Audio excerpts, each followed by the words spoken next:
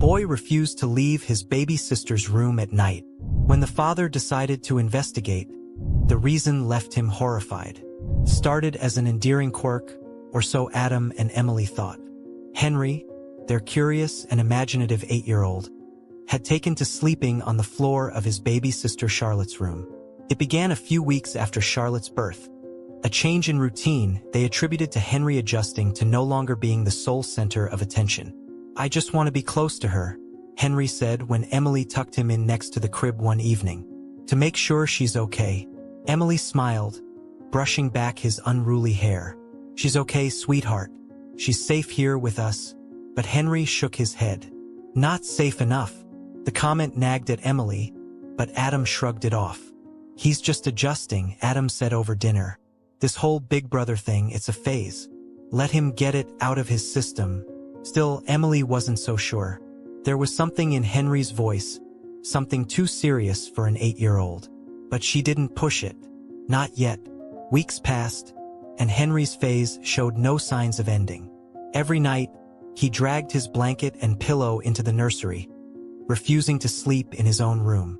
During the day, he seemed restless and distracted, his eyes flicking nervously to Charlotte whenever she cooed or fussed. The situation escalated one evening when Adam decided to enforce a rule. "Henry," he said firmly, guiding him back to his own bed, "you're a big boy now. Charlotte's fine, and you need to sleep in your room like everyone else." Henry burst into tears, clutching Adam's hand. "Please, Dad, please don't make me leave her alone." "Henry," Adam said, his patience wearing thin, "what are you so scared of? There's nothing in the house to hurt her." But Henry shook his head violently, his sobs breaking through the quiet of the house. "You don't know," he whispered. "I have to protect her. I have to." That night, Emily found herself lying awake, Henry's words echoing in her mind. She had noticed other changes in him. How he avoided the hallway near the nursery during the day or refused to play in the living room if the baby monitor wasn't turned on. The boy who once loved exploring every corner of their house now seemed afraid of it. When Adam crawled into bed beside her, Emily voiced her concerns. "Adam, don't you think this is more than just a phase? He's scared of something." "He's scared because we're indulging him," Adam replied, though his voice carried a hint of doubt. "We just need to be firm. He'll adjust." But Emily wasn't convinced, and as she drifted into a fitful sleep, her unease only grew. The next day, Henry's behavior grew stranger. As Emily carried Charlotte to the nursery for her nap, Henry stood frozen in the hallway, his small face pale. "Don't put her there," he said suddenly, his voice barely above a whisper. "What?" Emily asked, startled. "Don't put her in her crib," he repeated, stepping closer. "It's not safe." Emily knelt, setting a hand on his shoulder. "Henry, what's going on? Why isn't it safe?" Henry looked past her, his eyes fixed on the crib. "It's the wall," he whispered. "I hear things in the wall." A chill ran down Emily's spine. "What kind of things?" Henry hesitated, his small hands twisting the hem of his shirt. "I don't know," he said finally, "but I think it's watching her." As the weeks went by, Henry's behavior only grew more intense. He refused to sleep anywhere but the nursery, even rejecting the idea of camping out in the living room or spending a night in his parents' bed. During the day, he was often found sitting quietly by Charlotte's crib, his small frame tense, his eyes darting toward the walls as though expecting something to emerge. "Henry, why don't you go play for a while?" Emily suggested one afternoon, kneeling beside him. "I have to stay," he replied without looking at her. "I have to watch her." Emily's heart sank. She stroked his hair, trying to find the right words. "Sweetheart, I know you love Charlotte, but you don't need to protect her all the time. Mommy and Daddy are here." Henry's gaze remained fixed on the crib. Not always. The growing tension in the house began to spill into Adam and Emily's conversations. Adam brushed off Henry's behavior as a reaction to the family's recent changes. "He's adjusting," Adam insisted as they cleaned up the kitchen one evening. "Charlotte's a big shift for him. He'll settle down eventually." Emily set down a dishcloth, her frustration bubbling to the surface. "This isn't just about attention, Adam. He's scared. Have you seen how he acts around the nursery? It's like he's on guard duty. Adam sighed, leaning back against the counter. So what are you saying? We take him to a psychologist because he's being a protective big brother? That's a bit extreme. Emily shook her head, exasperated. It's not just protective. He won't leave her alone for a second. He barely sleeps. Something is wrong, Adam. But Adam shrugged off her concerns, retreating behind a wall of practicality. He's fine. He's a kid. They do weird things sometimes. Emily wasn't so sure. The breaking point came one evening when Emily went to check on Charlotte after dinner. She stopped in the hallway, her chest tightening at the sight before her. Henry sat slumped beside the crib, his knees drawn up to his chest. Silent tears streamed down his cheeks, dripping onto the floor. "Henry," she called softly, stepping into the room. He didn't respond, his small body trembling. Emily knelt beside him, placing a hand on his shoulder. "Sweetheart, what's wrong?" Henry finally looked up, his face streaked with tears.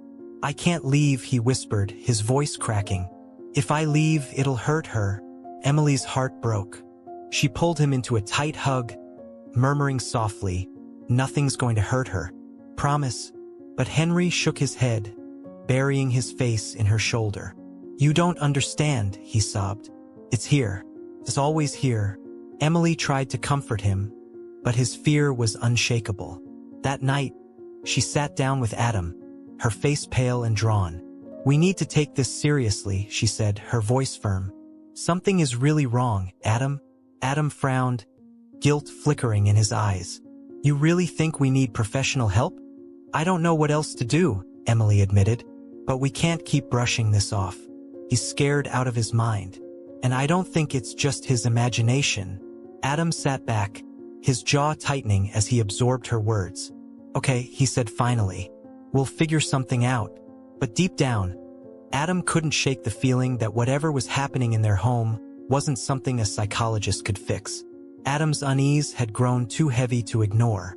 Emily's words, Henry's nightly rituals, the tears by the crib. It all gnawed at him. Determined to uncover the truth, he decided to stay awake and observe Henry one night.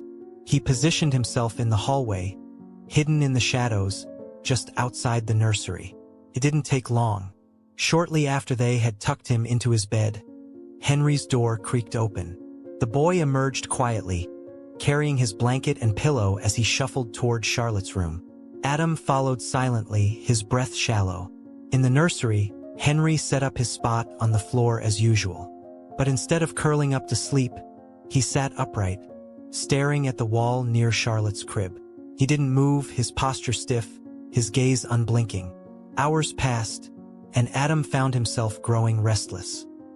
He was about to give up and go back to bed when Henry's head tilted slightly, as if he were listening for something. A moment later, Adam heard it too. A faint, rhythmic sound coming from the wall. It was barely audible but unmistakable. A soft, shuffling noise. Then silence. Henry whispered, "It's back." Adam's stomach turned, and he forced himself to stay quiet, retreating to his room without revealing that he had been watching. He lay awake for the rest of the night, the sound replaying in his mind. The next morning, Adam decided to act. While Emily was busy with Charlotte, he slipped into the nursery and began inspecting the walls. At first, everything seemed normal, just painted plaster and smooth corners. But as he knelt by the crib, his hand brushed against something unusual. A faint seam ran along the base of the wall, almost invisible unless you were looking for it. Adam leaned closer and pressed against the seam. The panel shifted slightly. His pulse quickened as he fetched a flashlight and pried the panel open, revealing a narrow opening just large enough for someone to crawl through. Inside the cavity, the beam of his flashlight illuminated the disturbing truth.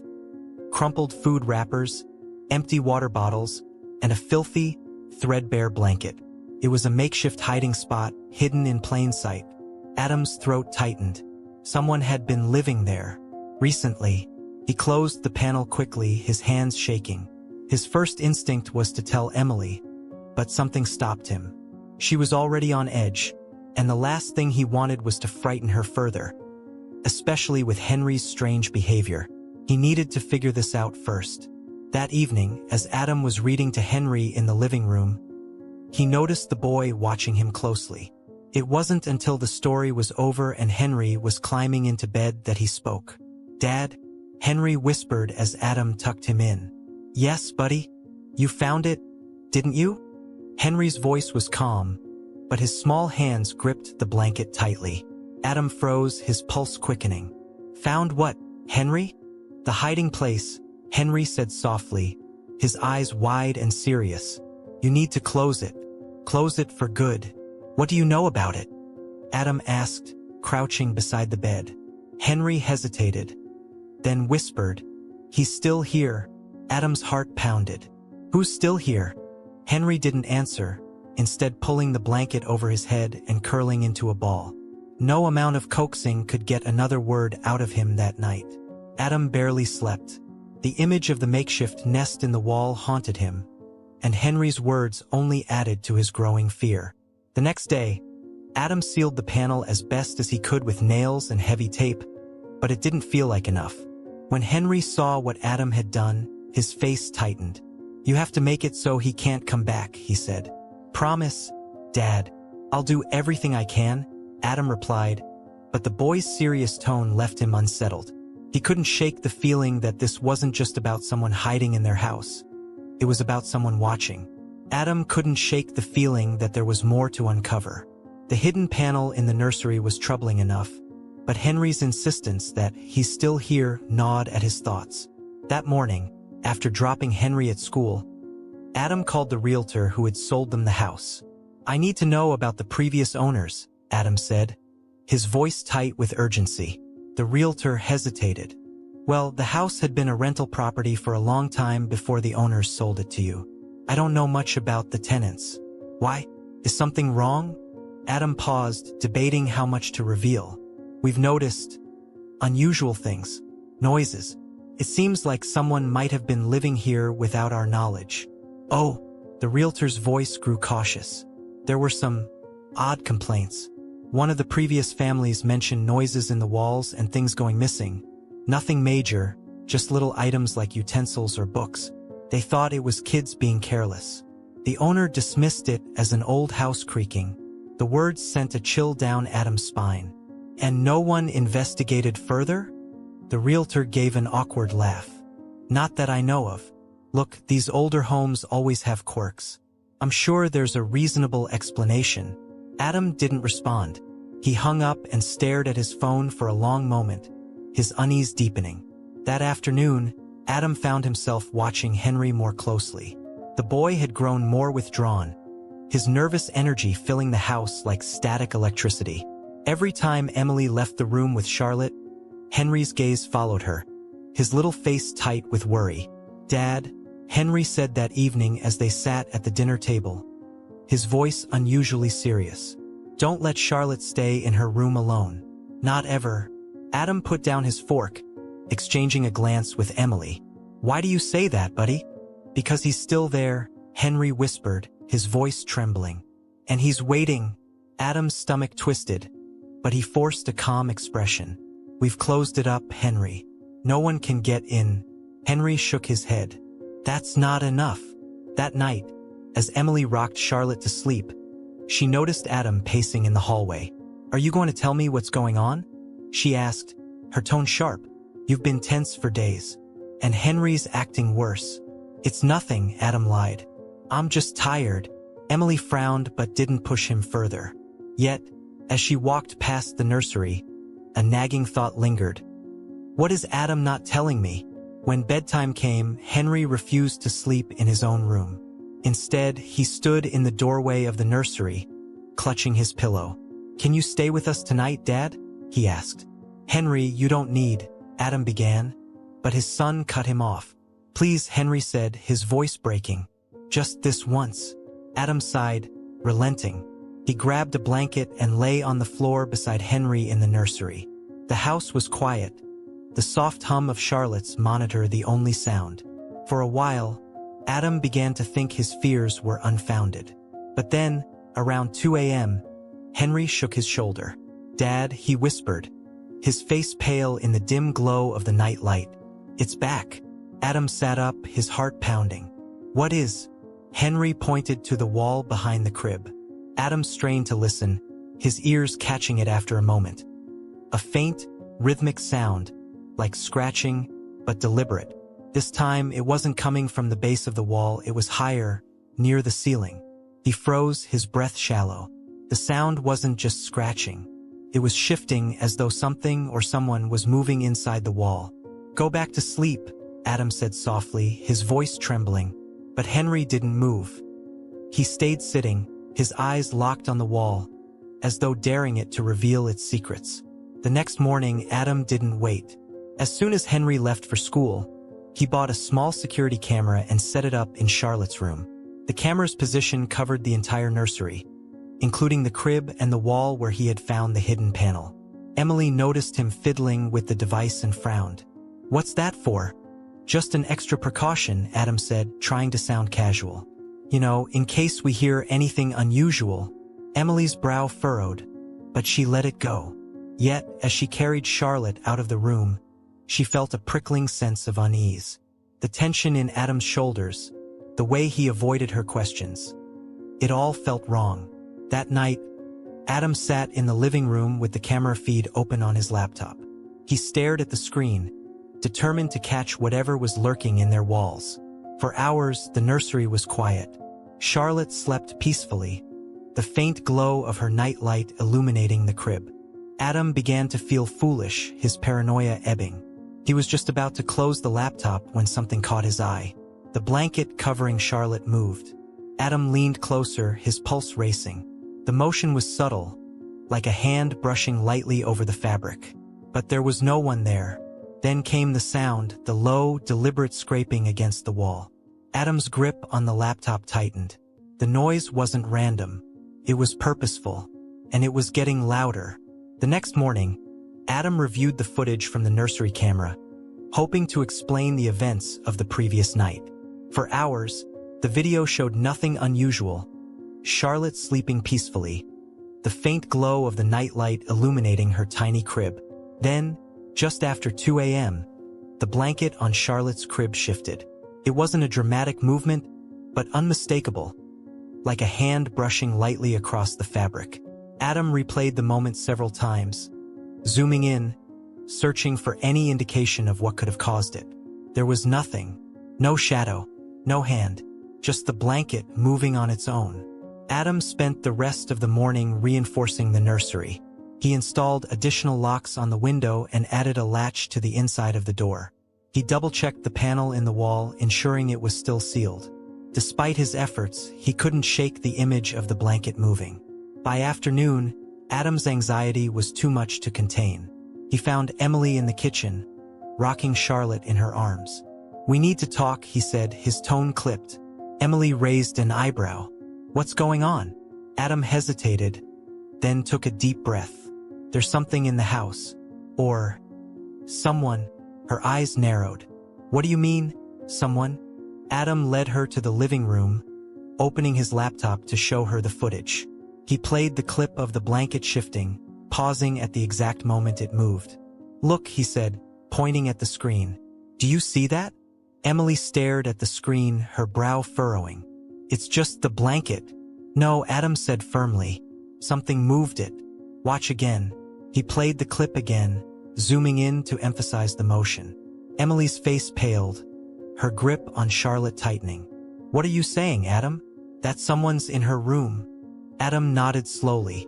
"I found a hidden panel in the nursery. It leads to a small space behind the wall.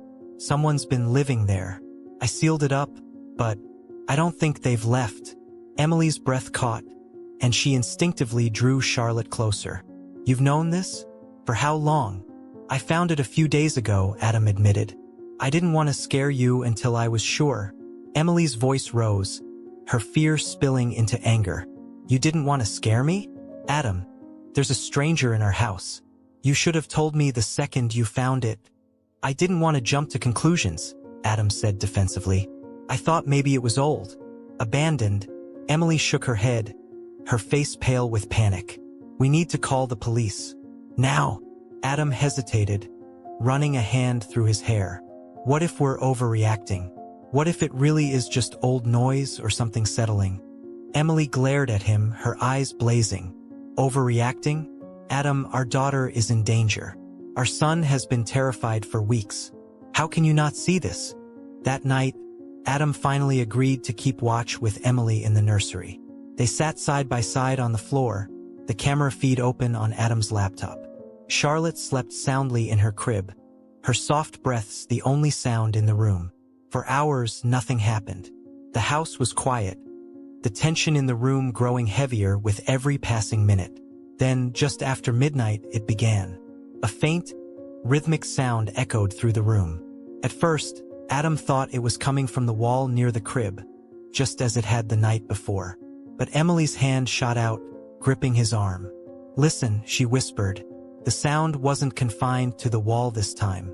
It moved, soft, deliberate scratches, traveling through the floorboards and into the ceiling. It's not just the nursery, Emily murmured, her voice shaking. It's everywhere. Adam's heart raced as he scanned the room, his flashlight darting from corner to corner. But the source of the sound remained elusive, the echoes shifting and distorting as though the house itself was alive. Emily turned to him, her face pale. Henry was right, she said. It's not just his imagination. Adam swallowed hard, his mind reeling. For the first time, he realized the full weight of what Henry had been trying to tell them. Whatever or whoever was in their house wasn't just hiding. It was watching. Adam couldn't ignore it any longer. He needed answers. The strange sounds, the movement in the walls, the unsettling footage from the camera. It all pointed to something, or someone, hiding in their home. That morning, while Emily took Charlotte and Henry to the park, Adam pried open the sealed panel in the nursery wall. The opening was dark and cramped, the smell of dampness and stale air seeping out. He slid a flashlight inside and began crawling through the narrow passage. The tunnel stretched farther than he'd imagined, its walls crudely carved from the house's foundation. Bits of debris littered the floor, crumbled plaster, broken wood, and, chillingly, a small, rusted spoon. Eventually, the tunnel opened into a hidden chamber. The space was just large enough to crouch in, and what Adam found there made his blood run cold. A dirty, flattened mattress lay against one wall, surrounded by piles of discarded food wrappers and water bottles. Scattered toys, old, faded, and broken, were strewn across the floor. A child's plastic doll sat propped against the wall, its once cheerful face cracked and smeared with grime. Someone had lived here, for months, maybe even years. Meanwhile, back at the house, Emily was on edge. She couldn't stop pacing the nursery, keeping a close watch on Charlotte as she lay in her crib. Every sound in the house made her jump, her mind racing with fears she couldn't suppress. She hated that Adam had gone into the tunnel alone, but she couldn't deny the relief of having Henry and Charlotte close. Her thoughts were interrupted by a muffled sound. A thud, faint but distinct, coming from the direction of the living room. Emily froze, her heart pounding. The sound came again, louder this time. And then, Henry's muffled voice calling out, "Mom, help!" Panic surged through her as she scooped Charlotte into her arms and darted into the hallway. She reached the living room just in time to see a shadow flicker across the far wall, moving quickly toward the basement stairs. "Adam!" Emily screamed, her voice shaking with terror. "Someone's in the house." Adam had just begun documenting the hidden room with his phone when he heard Emily's scream. He bolted back through the tunnel, his breath ragged as he scrambled to the nursery. Emily stood in the hallway clutching Charlotte, her face pale. "Henry!" she cried, pointing toward the living room. "He's in there!" Adam rushed into the room, his eyes scanning wildly. Henry was standing near the couch, his small body trembling. "He went that way," Henry whispered, pointing toward the basement door. Adam didn't hesitate.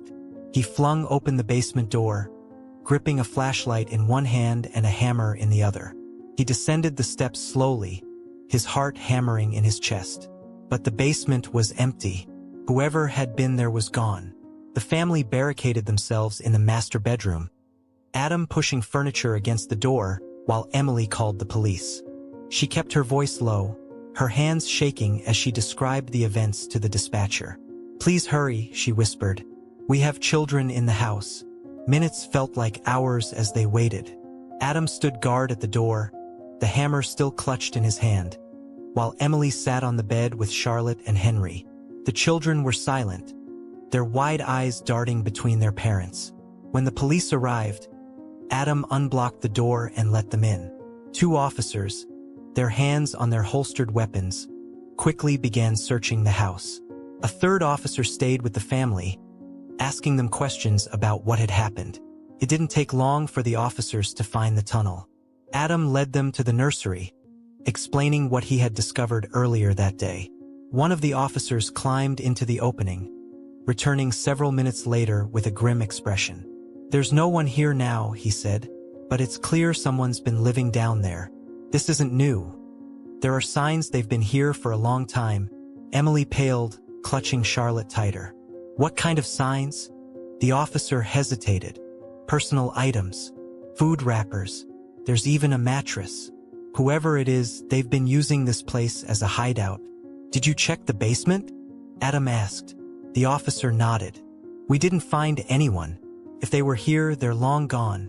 The police promised to keep investigating, but the family's sense of safety was shattered.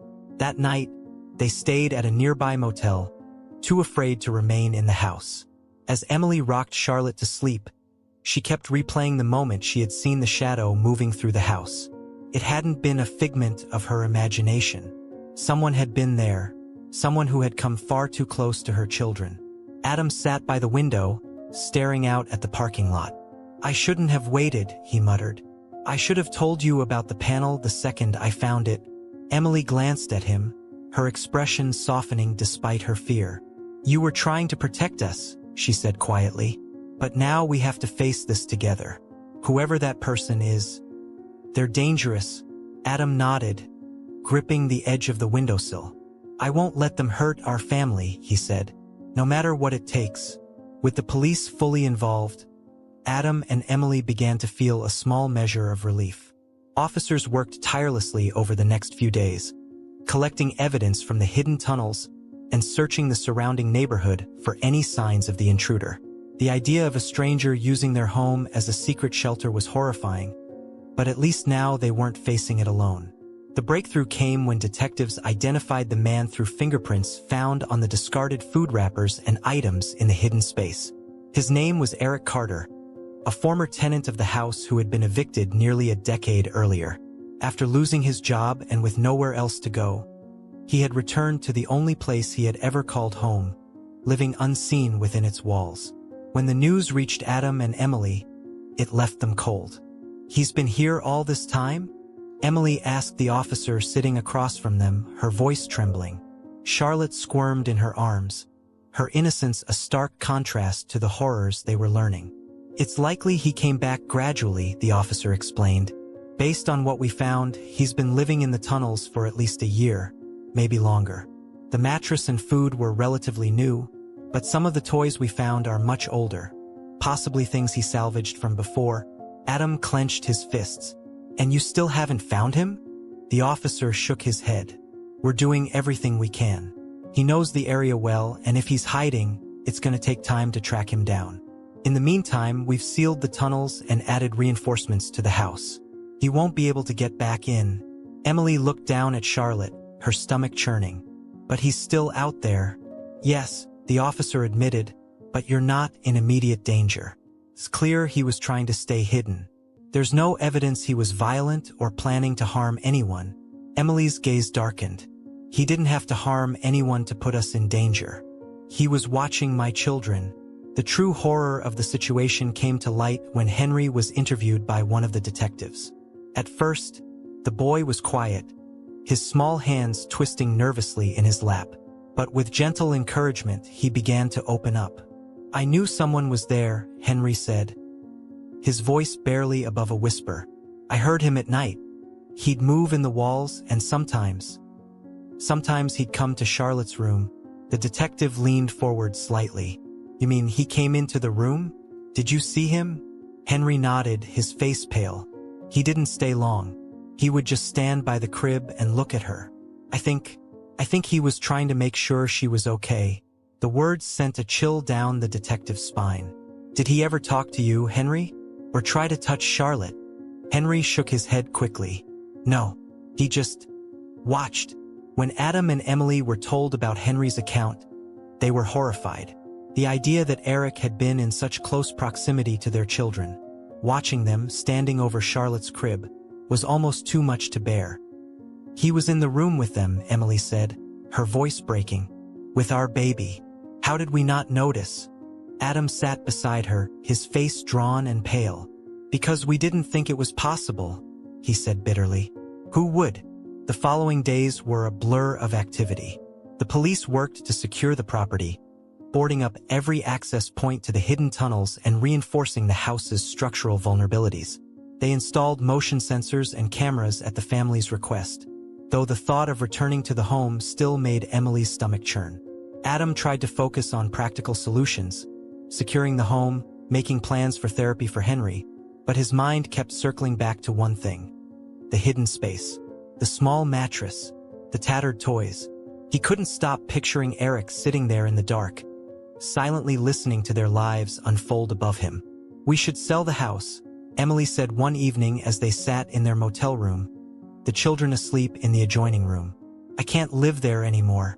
Not after this. Adam nodded slowly. I know, but who would buy it after hearing this? Emily looked at him, her eyes hollow. Then we tear it down.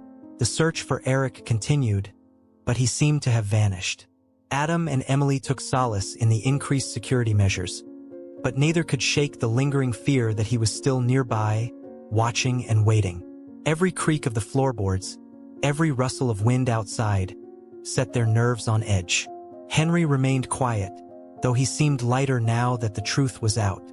Emily noticed him watching over Charlotte less obsessively, though he still insisted on checking on her at night. Just to be sure, he told Emily one evening, his small face solemn.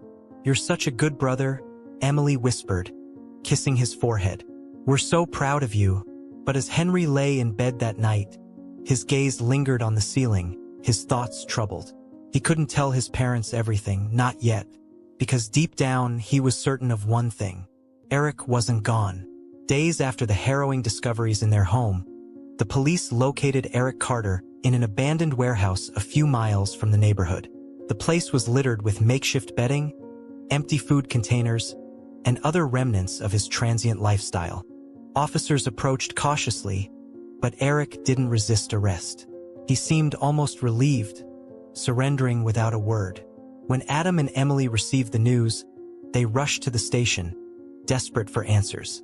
A detective briefed them on Eric's background, a man who had fallen on hard times after losing his job and family.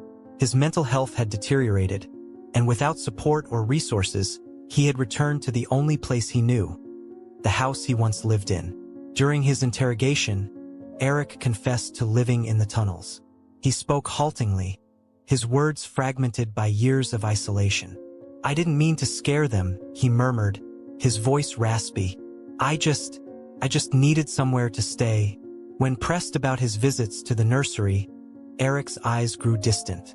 The baby, he said softly. She reminded me of my daughter. She was so small, so perfect. His voice cracked as he continued. My little girl. She passed a long time ago. But when I saw Charlotte, it was like she was back. I just wanted to see her, to make sure she was safe. Adam and Emily sat across the table, their emotions warring within them. On one hand, they felt a wave of anger. This man had invaded their home, shattered their peace, and put their children in danger. But on the other hand, his pain was evident, his grief palpable. You had no right, Adam said finally, his voice trembling with rage. No right to come into our home, to watch my children. Eric didn't respond. He just lowered his head, his shoulders slumping under the weight of his guilt. The police assured Adam and Emily that Eric would be taken to a facility where he could receive the mental health treatment he desperately needed. He's not a threat to you anymore, the detective said. But we understand if you're still uncomfortable staying in the house. Uncomfortable didn't begin to cover it. That night, as Adam and Emily lay in their motel room, the conflicting emotions bubbled to the surface. "I don't know how to feel," Emily admitted. "I'm angry, but..." He wasn't trying to hurt her. He was just broken. Adam sighed, running a hand through his hair. It doesn't matter what his intentions were. He was in our house watching our kids. That's enough to know we need to do more. The next week was spent reinforcing their home. They replaced every lock, sealed every vent, and added high-end security cameras both inside and outside. Adam installed motion sensors and a new alarm system that would alert them to even the faintest disturbance. No part of the house was left untouched. "Nothing like this will ever happen again," Adam said as he finished installing the last camera in the nursery. His tone was firm, but Emily could see the exhaustion in his eyes. They spent their first night back in the house on edge, jumping at every creak and groan. But the silence was uninterrupted, and by morning, the tension had eased slightly. Henry, too, began to relax. With Eric no longer a threat, he seemed lighter, as though a weight had been lifted from his small shoulders. He returned to sleeping in his own room, though he still insisted on checking on Charlotte before bed. "Just one look," he'd say, padding into the nursery to peek over the crib. Charlotte would coo or giggle, and Henry would smile, satisfied that she was safe. Emily watched these moments with a mixture of sadness and pride. "He shouldn't have had to go through this," she said one evening as she and Adam stood in the doorway, watching Henry say goodnight to Charlotte. "But he's stronger because of it." Adam nodded, his hand resting on Emily's shoulder. "He's a good brother," he said quietly, "and we'll make sure he never has to face anything like this again." Though the house was secure, and the man responsible was gone, the sense of vulnerability lingered. Every night, Adam double-checked the locks and cameras. Emily kept the baby monitor close, her ears attuned to every sound. But life began to settle, slowly but surely. Henry's laughter returned, and Charlotte grew stronger and more curious each day. The family was healing, though the scars of what they had endured would never fully fade. One evening, as Henry tucked Charlotte in, he whispered, "I'll always protect you, Charlie. Promise." Emily, standing unseen in the hallway, felt her heart swell. Whatever fears remained, one thing was certain. Henry's love for his sister was unshakable, and for now they were safe. In the weeks following the incident, Adam and Emily couldn't stop thinking about how it all began. The signs had been there, plain as day. Henry's insistence on staying in Charlotte's room, his fear of leaving her alone, his whispered warnings about something being in the walls. "He knew," Emily said one evening as she and Adam sat together in the living room, the house quiet around them. "Henry knew something was wrong, and we brushed it off. We told ourselves he was just being a kid." Adam nodded, guilt heavy in his chest. "He was trying to tell us, and we didn't listen. If we had, maybe we could have stopped this sooner. But he didn't give up," Emily said softly, a small smile forming despite the weight of her words. "Even when we didn't take him seriously, he kept protecting her. He was braver than we were." The realization shifted something in the way they approached their roles as parents. Emily began spending more one-on-one time with Henry, creating a space where he felt safe to share his thoughts and feelings. They played games together, took walks, and talked about everything from his favorite books to his worries. One afternoon, as they sat together in the park, Emily asked, "Do you remember the first time you thought something was wrong with the house?" Henry hesitated, then nodded. "It was a sound," he said, "scratching, like someone was trying to get out. At first I thought it was a mouse, but then it got louder, and I knew it wasn't just me. It was real." Emily reached out, brushing a hand over his hair. "You were so brave, Henry. Braver than I realized. And I'm so sorry we didn't listen sooner." "It's okay," Henry said, though his voice was quiet. "I just wanted to keep her safe." Adam, meanwhile, wrestled with his own guilt. He replayed every decision he had made, every moment he had dismissed Henry's concerns. The thought of how close they had come to danger haunted him.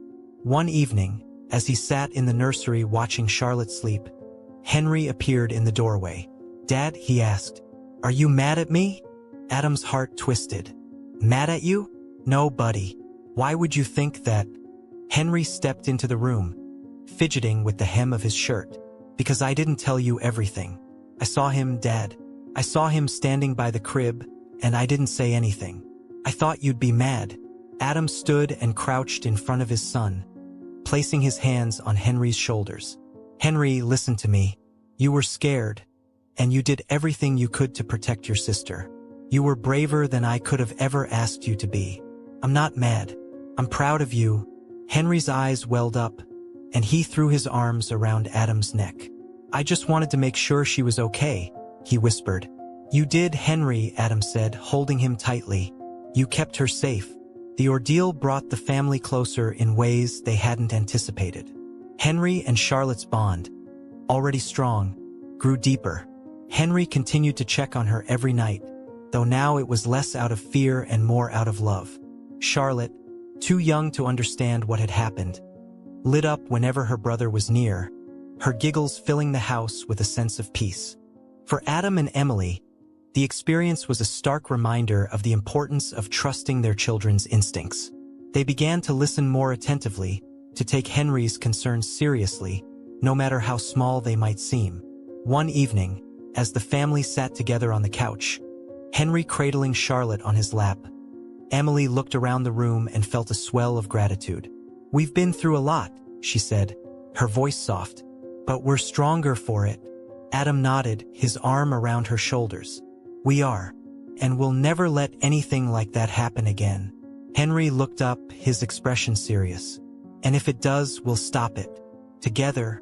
Emily smiled, pulling both children close. "That's right. Together." In the quiet moments that followed, the family sat in silence, the weight of their shared experience settling into something softer, something they could carry without fear. The house, once a place of uncertainty, now felt safe again. Not because of locks or cameras, but because they knew they could face anything as long as they were together. Over the next few months, Adam and Emily focused on rebuilding, not just the physical space of their home, but the sense of safety that had been stolen.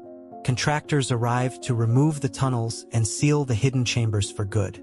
Adam supervised every step of the process, determined to erase every trace of Eric Carter's presence. The nursery was the last space to be addressed. The wall that once held the panel was reinforced and rebuilt, and the room was repainted in warm, calming tones. Adam even installed shelves in the spot where the hidden panel had been, filling them with books and small toys for Charlotte. "This isn't just her nursery anymore," Adam told Emily as they arranged the final touches. "It's her safe space. No shadows, no hiding places. Just love." Emily smiled, though her eyes glistened with tears. "She won't remember any of it," she said, stroking Charlotte's soft curls as the baby gurgled happily in her arms. "But we will, and we'll make sure it never happens again." Though the physical reminders of the invasion were gone, the emotional scars lingered. Adam often found himself double-checking the locks at night, and Emily still jumped at unexpected noises. But instead of letting fear take over, they leaned into their newfound commitment to openness and trust. Conversations with Henry became a nightly ritual. After tucking him in, Adam or Emily would sit on the edge of his bed, asking about his day, his thoughts, and his worries. They wanted him to know that his voice mattered and that they would always listen. One night, as Emily kissed Henry's forehead, he said, "I'm not scared anymore, Mom." Emily paused, her hand resting lightly on his blanket. "You're not." Henry shook his head. "Because I know you and Dad will always protect us. And if anything bad comes again, I'll protect Charlotte, too." Emily's heart swelled with pride. "You already did, sweetheart," she whispered. "And you were so brave." Adam, too, found himself reflecting on the lessons of the ordeal. The guilt of not acting sooner still weighed on him, but he channeled it into action. He worked tirelessly to make the house a fortress, not just for the physical safety of his family, but for their emotional security as well. He became the first to ask questions, to check in on Henry, and to support Emily whenever her anxieties surfaced. "I didn't realize how much I was missing," he admitted to her one evening as they sat together on the porch, the children asleep inside. Henry tried to tell us, and I ignored him. I won't make that mistake again. Emily squeezed his hand. We both missed it, she said, but we learned, and we're stronger now. As time passed, the family found their way back to normalcy. Henry's nightmares faded, replaced by the vibrant curiosity of childhood. Charlotte grew more energetic and curious, toddling around the house with her brother always close by. The two shared an unbreakable bond, one forged in the crucible of fear but strengthened by love. One afternoon, Adam watched from the doorway as Henry read to Charlotte in her newly decorated room. The baby clapped her hands, giggling as her brother animatedly flipped through the pages of her favorite picture book. She adores him, Emily said, stepping beside Adam. He's her protector, Adam replied, pride evident in his voice. Always will be. Though life resumed, the memory of what had happened lingered as a quiet reminder. It wasn't something they spoke of often, but it shaped the way they approached each day. The house, once a symbol of terror, had become a place of resilience, a testament to what they had survived and how they had grown stronger together. Years later, when Henry and Charlotte were older, Adam and Emily told them the full story. They spoke not of fear but of courage, highlighting how Henry's instincts and determination had saved them all. That's why we always listen now, Adam said, his voice steady. Because what you feel, what you notice, it matters. Could protect us again someday. Henry, now old enough to understand the weight of those words, nodded solemnly.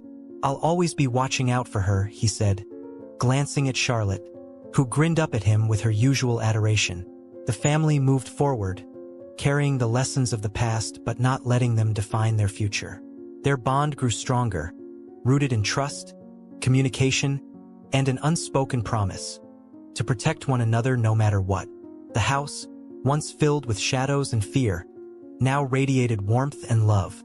And though the memories of what had happened never fully faded, they served as a powerful reminder of what the family had overcome together.